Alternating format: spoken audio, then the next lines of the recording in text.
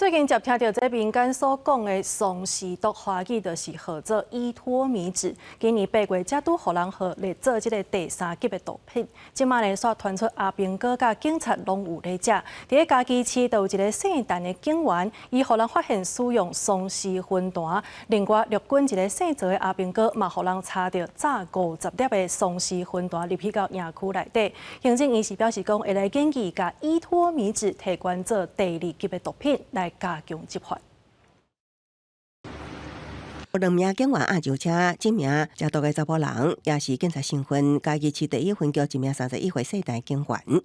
做警察11年，平常表现正常。最近刷翻相出现体重伤瘦、精神不集中、面色跳啊。警方成立专案小组，在伊所在伊徛的所在办公室找到新型毒品依托米酯，又叫松氏分弹。与毒品人口交往甚密且短期之间体重巨减，初步的一个检验有依托米酯的毒品。警方表示，姓陈查甫人工作关系接触毒品人口，才会毒食条的。警方将伊以涉嫌诈欺毒品危害防治条例定罪，向犯医生进行核准。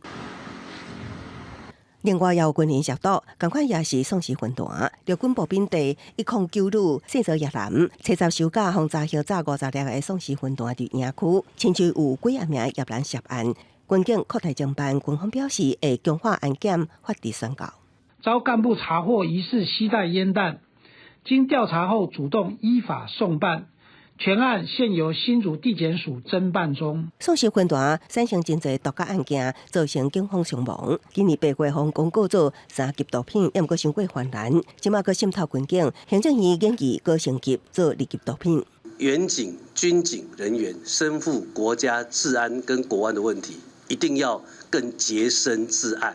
明天的毒品审议委员会当中，我们期待能够把依托米酯提升为2级毒。最近警方这个扫毒，刑事局挖4个月来查获的依托米酯类分弹，就达到17540粒。即马中央美国机关协助了514个毒品审议委员会，将依托米酯毒品升级加重刑罚，强化警员执法力度。记者综合报道。